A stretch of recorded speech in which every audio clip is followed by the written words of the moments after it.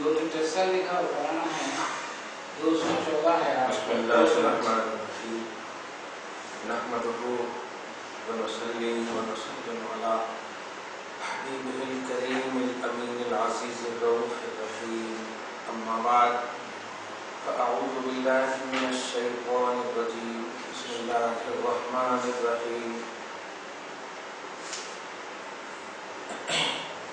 فاصبر لحکم ربک ولا تطع منهم آثما او كفورا، صدق اللہ العظیم۔ الصلاة والسلام علیک یا حبیبی یا سیدی یا رسول اللہ صلی اللہ تعالی علیہ وسلم۔ گزشتہ درس میں قرآن پاک کے نازل ہونے کا سبب اللہ پاک نے یہ بتایا کہ قرآن پاک کس لیے نازل کیا گیا ہے، تاکہ میری شان توحید آپ اجاگر فرمائیں، میری شان توحید آپ اجاگر فرمائیں۔ میری شان توحید کیا ہے وہ میں آپ پر نازل کر رہا ہوں، تاکہ آپ میری شان توحید کو اجاگر کریں، یہ آپ کا ذمہ ہے بس۔ اسی کو آج غوث پاک آیت نمبر 23 کے بعد 24 سے ارشاد فرماتے ہیں کہ جب آپ نے اپنی عظمت اور کرامت خدا کی بارگاہ میں یہ دیکھا کہ قرآن صرف آپ کی شان کو بیان کرنے کے لیے اللہ نے اتارا ہے، اور آپ کے کمالات اور آپ کی عظمتیں جو توحید کی راہوں میں ایکسپلین کرنے کے لیے آسانی کے لیے ہوا کرتی ہیں، جس کو میں نے عنوان یہ دیا ہے کہ نبوت توحید کی شان ہوا کرتی ہے، نبوت توحید کی شان ہوا کرتی ہے، تو نبوت کو جھٹلانا توحید کو جھٹلانا۔ تو یہ شان جو نبی کو پیش کیا گیا اس کے بارے میں فرما رہے ہیں وَبَعْدَ مَا سَمِعْتَ مِنَ الْكَرَامَةِ وَالتَّعْظِيمِ، بعد اس کے کہ جو آپ نے سنا، یعنی کرامت اور تعظیم جو آپ کی اللہ پاک نے قرآن کی شکل میں پیش فرمایا ہے۔ تو آپ جو ان گمراہوں کو اور اندھی رسومات اور اندھی تقلید میں پڑھنے والے یہودی اور نصرانیوں کو، کفاران مکہ کو جو آپ دیکھ کر پریشان ہوتے ہیں، غمزدہ ہوتے ہیں، آپ ویسا مت کیجیے۔ اللہ فرمائے فَاصْبِرْ لِحُکْمِ رَبِّكَ، اللہ اپنے رب کے حکم پر صبر کیجیے۔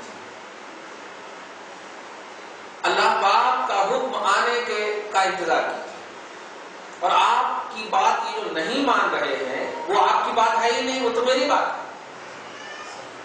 تو پھر آپ پریشان کیوں ہو رہے ہیں؟ آپ قرآن پیش کر رہے ہیں، قرآن میری بات ہے، تو آپ جو ہے ان کے نہ ماننے کی وجہ سے ان پر کیا کرنا ہے آپ ٹینشن مت لیجئے، آپ اپنے رب کے لیے صبر کیجیے۔ کتنا پیارا تصور دیکھیے، کوئی مطلب یہ کہ عظمت اور پوزیشن دینے کے بعد آپ کی تکلیف کو یاد کر کے اگر آپ کا سینہ تھپتھپائے، پیٹھ تھپتھپائے، تو آپ کو تسلی واقعی ہوگی، کیونکہ عظمت بھی دیا ہے، شان بھی دیا ہے، پوزیشن بھی دیا ہے، پھر آپ کو کہے آپ تو ٹینشن مت لیجیے، میں ہوں نا ایسا۔ دینے والے کی طرف واقعی توجہ ہو جاتی ہے، بھائی آپ تو واقعی دے رہے ہیں، اس لیے آپ ہی کی طرف توجہ سے۔ تو اللہ پاک نے فرمایا قرآن کو میں نے آپ پر نازل فرمایا، اور آپ دیکھ رہے ہیں کہ آپ کو جب جہاں جس طرح سے بھی تکلیفیں پریشانیاں ان لوگوں نے دی ہیں، میں نے فوراً دفاع کیا ہے، آپ کا فوراً ڈیفینس کیا ہے۔ تو جب آپ کا میں ہر طرح سے کر ہی رہا ہوں اور آپ میری بات پیش کر رہے ہیں، تو آپ ان کفار اور ان گمراہوں کی وجہ سے، ان کفاران مکہ کی وجہ سے آپ اپنا دل کمیدہ خاطر مت ہوئیے، پریشان مت ہوئیے۔ اور فرماتے والا تستعجل فی نصرتی، اچھا ہوتا یہ تھا کہ جب یہ ستاتے تھے تو حضور علیہ الصلوۃ والسلام اللہ کی طرف توجہ دے دیتے تھے اور کہتے کہ مولا جلدی مدد نازل فرما۔ تو اللہ فرمایا لا تستعجل فی نصرتی کا، مدد میں، میری مدد میں، میں مدد کرنے والا ہوں، اس میں آپ عجلت مت کیجیے، اس میں عجلت مت کیجیے، کیونکہ میں دے رہا ہوں بولنے کے لیے اور میری بولی پر اعتراض ہے، تو اس کا مطلب یہ ہوا کہ آپ ان کے ساتھ کیا کرنا ہے وہ میں جانتا ہوں، آپ پریشان مت کیجیے۔ ولا تستعجل فی نصرتی، مدد کرنے میں آپ عجلت مت چاہیے. وظہورک علی عموم اعدائک، اور اپنے تمام دشمن پر، اپنے عام جتنے بھی دشمن ہیں ان پر غلبہ پانے میں آپ عجلت مت کیجیے. یعنی جو اہل تقلید مطلب اندھی تقلید کرنے والے، میرے باپ دادا ایسے حالت آ رہے ہیں، ان سے جھگڑا ہے تو ہمیں بھی جھگڑا ہے. عجیب بات ہے، ان سے جھگڑا ہے تو ہمیں بھی جھگڑا کیوں؟ باپ دادا کر لیتے آ رہے ہیں. یہ کیا ہے؟ یہ تقلید بالکل ہاں اچھی چیز میں تقلید کرنا بالکل جائز ہے، اچھی چیز میں، جیسے ائمہ اربعہ کی تقلید کرنا. اچھا، یہاں پر غوث پاک نے ایک لفظ تقلید کا استعمال کیا ہے، اور اس سے جو ہے نا اہل حدیث لوگ تھوڑا سی یہ کرتے ہیں کہ دیکھیے تقلید کرنے والوں کو غوث پاک نے گمراہ کہا، اور اہل تقلید سے اللہ پاک غوث پاک نے کہا کہ اللہ پاک نے معاف فرمایا. دیکھیے الٹے، جبکہ اہل تقلید سے مراد آگے خود کہہ رہے ہیں یعنی کفار مکہ. تو اب امام اعظم کی تقلید کرتے تھے کفار مکہ. عجیب بات ہے، امام اعظم کو سیکنڈ سینچری میں 70 میں وہ پیدا ہوئے اور 150 میں انتقال فرمایا، تو سیکنڈ سینچری میں ان کی تقلید ہوئی. اور کفار مکہ یہاں حضور علیہ الصلوۃ والسلام کو کہا جا رہا ہے اے حبیب آپ ان کے پر صبر کیجیے. اور یہ جو اپنے باپ دادا کی تقلید کر رہے ہیں، جھگڑے آ رہے ہیں تو آ رہے ہیں، ہم ان کو مانتے تو مانتے ہیں، ہم ان کو مانتے تو مانتے ہیں، ہمارے باپ دادا جس کو پوچھتے تھے ہم اسی کو پوچھیں گے.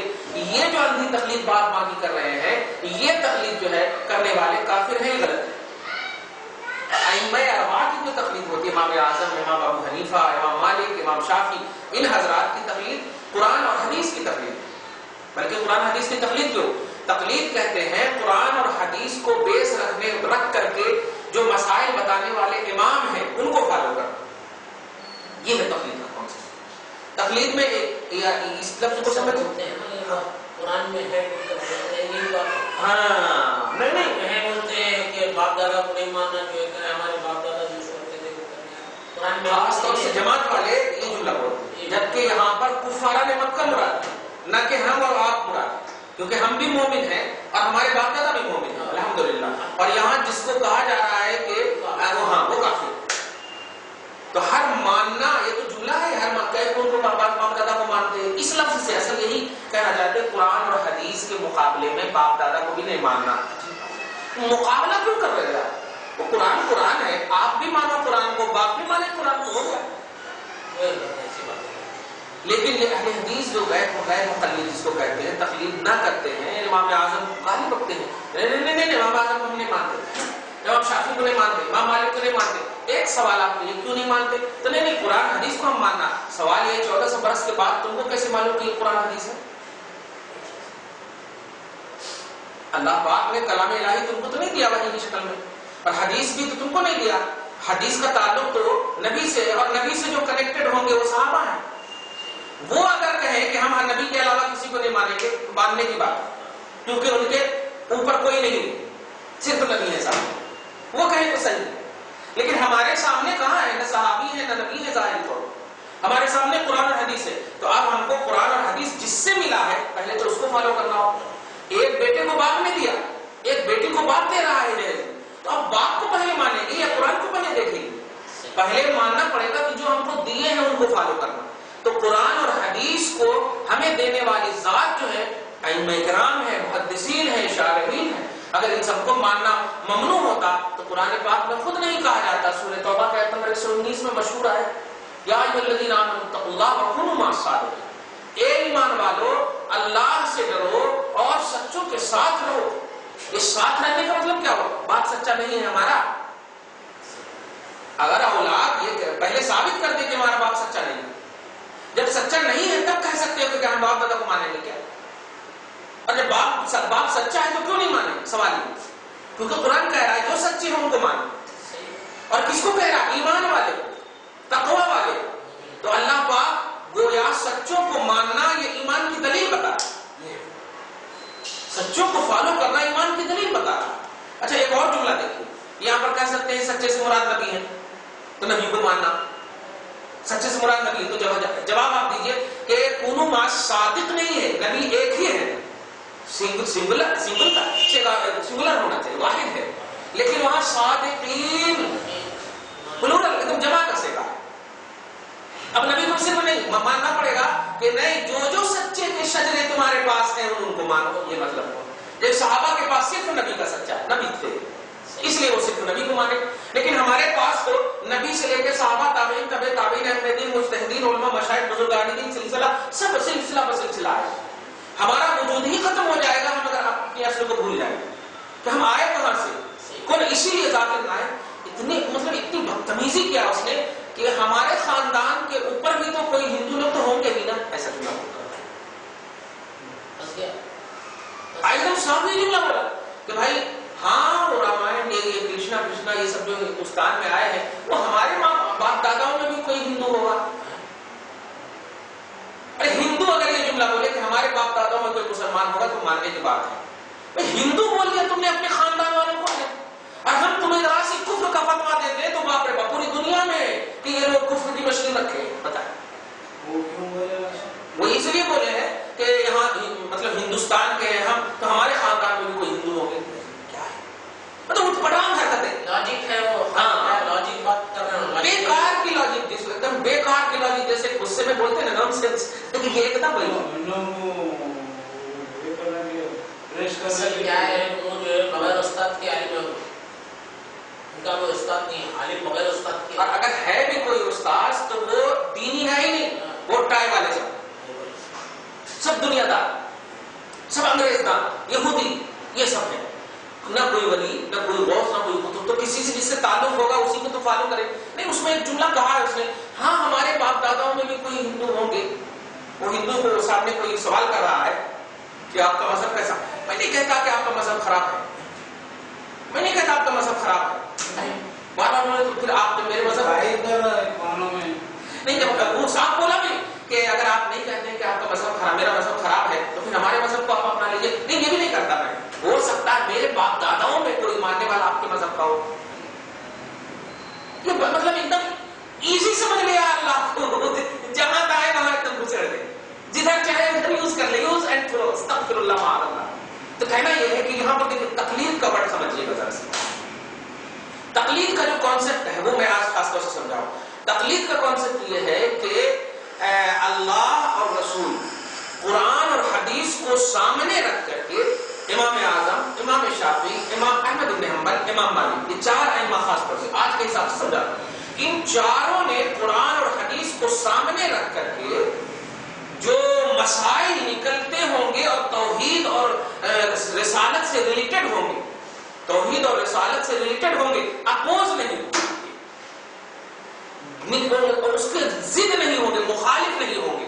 اصل ہوتا ہے یہی کہتے ہیں قرآن کے مخالف ہم نہیں مانیں گے باپ کو، قرآن کے مقابل ہم نہیں مانیں گے باپ کو. تو یہ مقابل کیوں کہہ رہے ہو آپ؟ مقابل تو اس کو کہتے ہیں کہ جیسے ایک چھوٹی سی بات، امام اعظم نے کہا کہ نیت وضو میں شرط نہیں، نیت وضو میں شرط نہیں، یہ امام اعظم نے کہا. اب اگر قرآن اور حدیث کو دیکھیں، قرآن حدیث میں اگر یہ ہوتا کہ نیت وضو میں شرط ہے تب کہتے ہیں آپ کے امام اعظم غلط کہہ رہے ہیں، مقابل بول. لیکن حدیث میں بھی وہی ہے، انما الاعمال بالنیات، عمل کا دار مدار نیتوں پر. تب جو بھی عمل آپ کیجیے اور نیت دل کے ارادے کا نام ہے، دل کے ارادے کا نام ہے. اب اس میں شرط تو اس کو جو کمپلسری ہو، شرط کا مطلب یہ ہوتا ہے جیسے نماز کے لیے وضو شرط، اب اس کو بغیر نہیں پڑھ سکتے آپ. تو اگر نیت کو شرط یعنی کمپلسری قرار دے دیں تو پھر تو معلوم ہوا کہ مطلب چلے بھی تو آپ کو نیت کرنا ہوگا، کیونکہ چلنا بھی ایک عمل ہے، اٹھے بھی تو نیت کرنا ہوگا، تو خواہش مر ہی جائے گا آدمی. ایسا مطلب ایسا پریشان کرنے والا تو مسئلہ ہے نہیں. تو دیکھیے توحید کی نکھار نظر آ رہی ہے امام اعظم کی بولی، رسالت کی نکھار، اسلام کی خوبی نظر آ رہی ہے کہ نیت وضو میں شرط نہیں. اگر یہ کہہ دیتے نیت وضو میں شرط ہے تو پھر لا اکراہ فی الدین کا مطلب ہی ختم ہو جاتا.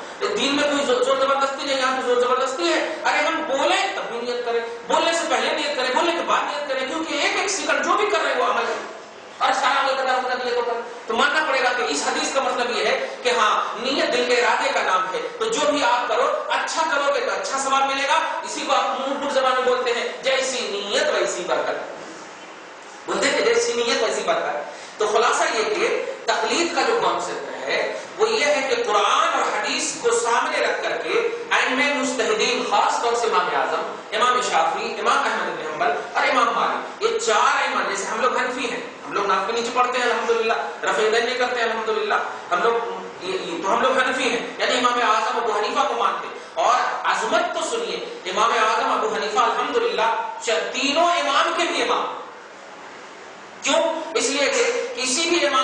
تابعی ہونے کا شرف حاصل نہیں، صرف امام اعظم تابعی تھا. 4 صحابہ کو امام اعظم نے دیکھا. حضرت انس کو جو خادم خاص مصطفیٰ صلی اللہ علیہ وسلم 10 سال تک ان کی خدمت میں حضور کی خدمت میں رہے حضرت انس. ان کی ماں بھی ام سلیم، سمجھ رہے آپ، ام سلیم. تو حضرت انس ان کو دیکھا حضرت امام اعظم نے، جن کو ہم فالو کرتے ہیں. اور حضرت عبداللہ بن عوف ان کو دیکھا، سعد بن سعید ساعدی کو دیکھا، ابو طفیل عامر بن واصلہ کو دیکھا. یہ 4 صحابی تو میرے کو یاد ہے. بعض نے کہا 22 کو دیکھا، بعض نے کہا بہتوں کو دیکھا. کہنا یہ ہے کہ دیکھیے رسول پاک کی ایک حدیث پاک سنی، جامع ترمذی کی حدیث ہے کہ لا تمس النار مسلما رآنی الی آخر الحدیث. یعنی اس مسلمان کو جہنم کی آگ نہیں چھو سکتی جس مسلمان نے مجھے دیکھا. نبی فرما رہے ہیں کہ اس مسلمان کو جہنم کی آگ نہیں چھو سکتی جس نے مجھے دیکھا. مسلمان مطلب اسلام اور ایمان کی حالت میں جس نے نبی کو دیکھا وہ صحابہ. یہاں تک ہو. اور اس کے بعد فوراً فرماتے اور جس نے میرے دیکھنے والے کو دیکھا اس کو بھی جہنم کی آگ نہیں چھوئے. بڑی بات ہے، وہاں تک آ گیا. تو اب آپ اسی حدیث پاک میں آپ لیجیے، اگر امام اعظم کو آپ ریجیکٹ کرتے ہو تو ماننا پڑے گا کہ امام اعظم قرآن حدیث کے خلاف ہے، تب ریجیکٹ کرنا ہو. لیکن نبی فرما رہے ہیں کہ جس نے میرے دیکھنے والے کو دیکھا وہ بھی جنتی، اس کو جہنم کی آگ نہیں چھوئے گی. تو اب جنتی کو اگر ہم فالو کر رہے ہیں تو کتنی بڑی بات ہے ہمارے لیے. تو یہ لوگ امام اعظم سے ہمیں دور کر کے در حقیقت ہمیں جہنمی بتاتے ہیں یا جہنمی بنانا چاہتے ہیں. یہ بہت بڑی لاجک ہے، اس کو دھیان میں رکھیے گا. ہم امام اعظم کو مانتے ہیں، تم امام اعظم کو کیوں مانتے؟ ایسا بولے نہیں قرآن حدیث کو ماننا. تو آپ سوال یہ کہ امام اعظم قرآن حدیث کے خلاف ہے، کافر ہے، ایسا کھل کر بولو. یہ ثابت کر دو کہ ہم ماننا بند کر دیں، اور یہ ثابت ہی نہیں کر سکتے. کیوں؟ خود امام اعظم رحمہ اللہ بولتے ہیں، یا حدیث میں بولتے امام اعظم ابو حنیفہ رحمہ اللہ، یہ رحمہ اللہ یہ بولنا بتا رہا ہے کہ مسلمان سمجھ رہے ہو تب تو رحمۃ اللہ علیہ بول رہے ہو. تو کافر کو تو رحمۃ اللہ علیہ بولتے نہیں. تو امام اعظم کو تم بھی مسلمان سمجھتے ہو، اور نبی فرماتے ہیں جس مسلمان نے صحابہ کو دیکھا وہ جنتی ہے، وہ جہنمی نہیں. تو جنتی کو ماننا، جنتی کی تقلید کرنا کیسے جہنمی ہو سکتی ہے؟ ہاں ان لوگوں کو نہیں مانا جائے گا جو قرآن اور حدیث کا اپوز مسئلہ بتائے، جیسے ابن تیمیہ ہو بتایا نا پرسوں. ابن تیمیہ نے کیا کہا کہ اللہ تبارک و تعالیٰ عرش کے اوپر بیٹھا. بتایا نا مسئلہ آپ کو، عرش کے اوپر بیٹھا ہے. سوال یہ ہے کہ عرش پر بیٹھا ہے تو عرش جب نہیں تھا تو کہاں تھا؟ کیونکہ عرش تو مخلوق ہے. ہاں یہ ہے قرآن کے اپوزٹ عقیدہ، یہ ہے اللہ کی شان کے اپوزٹ عقیدہ، یہ ہے رسول کی شان کے اپوزٹ عقیدہ. تو ایسے اپوزٹ عقیدہ دینے والے کی تقلید نہیں ہوگی. لیکن جو ریلیٹڈ آف نبوت یا ریلیٹڈ آف الوہیت، اللہ اور رسول سے جو ریلیٹڈ مسئلہ بتائیں گے وہ مانا جائے گا، اور اسی کا نام تقلید. تو حنفی الحمدللہ جنتی ہے کیونکہ امام اعظم کو مانتے. جس امام اعظم نے صحابہ کو دیکھا اور جس صحابہ کو دیکھنے والے کو نبی کی طرف سے بشارت ہے، جاؤ ہم تمہارے نہیں مانیں گے. نبی خود کہہ رہے ہیں کہ صحابہ کو دیکھنے والے جنتی ہیں. کتنا آسان ہے، ایک دم سمجھ میں آ گیا. لیکن ان لوگوں کو سمجھ نہیں آتی بات. اللہ محفوظ معمول فرمائے. بس ایک ہی آیت دیکھیے. تو یہ تقلید پر بڑا اہم کانسیپٹ تھا، یہ بات ضروری تھی اس سلسلے میں. اور کچھ سوال ابھر رہا ہے کیا دماغ میں؟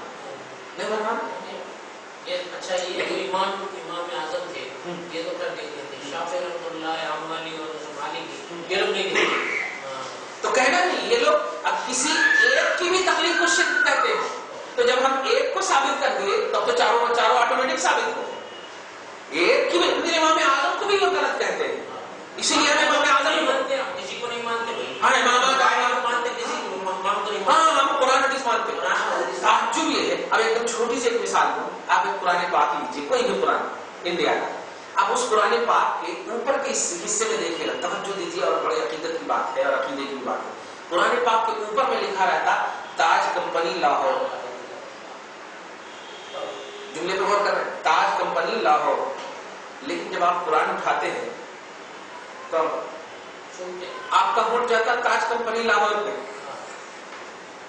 اب آپ بتائیے کیا کوئی فتویٰ لگا سکتا ہے کہ تم نے ہمیں شرک کیا؟ کوئی فتویٰ لگا سکتا ہے؟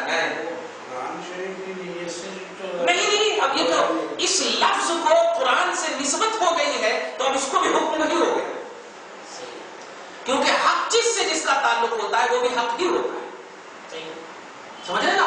बल्कि आप सऊदी अरब के एडिशन में तो देखिएगा तो बहुत सारे अंग्रेजी वर्ड्स लिखे रहते हैं, सऊदी अरब के एडिशन में बाजू में अंग्रेजी वर्ड्स लिखे रहते हैं, सऊद अल फैसल क्या ना सऊदिया ये वो अंग्रेजी वर्ड लिखे रहते हैं और उसको भी चुनते, लेकिन हम उसको नहीं चुनते, हम हक से रिलेटेड बात को चुनते। तवज्जो दीजिए, हक से रिलेटेड। तो इमाम आजम अबू हनीफा को मानते हैं हम, तवज्जो दीजिएगा, वो जो कहते हैं इमाम आजम को कुरान को नहीं, इमाम आजम को हमेशा ये मानते हैं कि ये हक से रिलेटेड है, ये हक सहाबा से रिलेटेड है और सहाबा नबी से रिलेटेड है। तो ये लॉजिक नहीं ना दौड़ाते, अपना उल्टा यानी अगर ये हदीस बोले तो सही से बोलते हैं, नहीं जाने ये हदीस है ये बोले तो सही से बोलते हैं, एकदम इस लॉजिक को क्या कहोगे आप? इसके माने क्या हम आप ज़ईफ़ हो गया तो उसको ज़ईफ़ नहीं बोलता तो बोल ही दे रहा हूँ। हज़रत बिरादर इमरान एक जुमला जब मां मरी थी तो उसने बयान में कहा एक जुमला कि मैं दीन की तबलीग में जा रहा हूँ, अम्मा को कब्र में डाल दो, और बयान में कहा कि अल्हम्दुलिल्लाह सुम्मा अल्हम्दुलिल्लाह, मैं ऐसा मुवहिद हूँ कि मेरी माँ का इंतकाल हुआ तो मैं फातिहा के वास्ते रोका नहीं, ज़ियारत के वास्ते रोका नहीं, मैं जलसे में था वहीं से बोल दिया कब्र में डाल दो।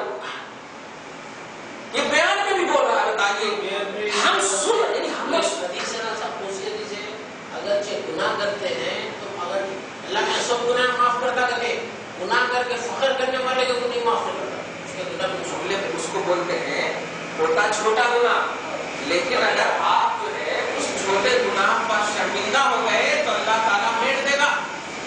होता बड़ा गुनाह उस पर भी शर्मिंदा हो गए तो मेट देता, लेकिन समंदर के झाग के बराबर में गुनाह आप कर ले और छुप जाए तो मेट देगा, लेकिन छोटे गुनाह पर भी इतराएंगे, अरे गुनाह पर भी अरे क्या इतनी छोटी बात को पकड़े हुए हैं, तो अगर उस पर आप अटल हो गए, फख्र नहीं जिद कर लिए, इसरार बोलते उसको अरबी में, तो अल्लाह पाक माफ नहीं करे। और खास तौर से माँ बाप के मसले पर तो अल्लाह पाक जो है सहाबी रसूल हजरत अलकमा बता चुका हूं, हजरत अलकमा सहाबी रसूल है, उनकी रूह नहीं निकल रही थी तो शिकायत हुई नहीं, शिकायत की बात आए रिसालत में कि सहाबी रसूल, जबकि नबी फरमा रहे जिसने मुझे देखा वो जन्नती है, तो सहाबी रसूल की रूह मां की खातिर नहीं निकली है, और ये लोग कह रहे हैं कि कब्र में डाल दो, मैं फातिहा के वास्ते रोका नहीं, हंस रहे सब लोग, ताली लगा रहे हैं। देख रहे हैं ना कितनी बेअदबी, तो ये बेअदब घर ही से है तो नबी तक कैसे नहीं बेअदब होंगे।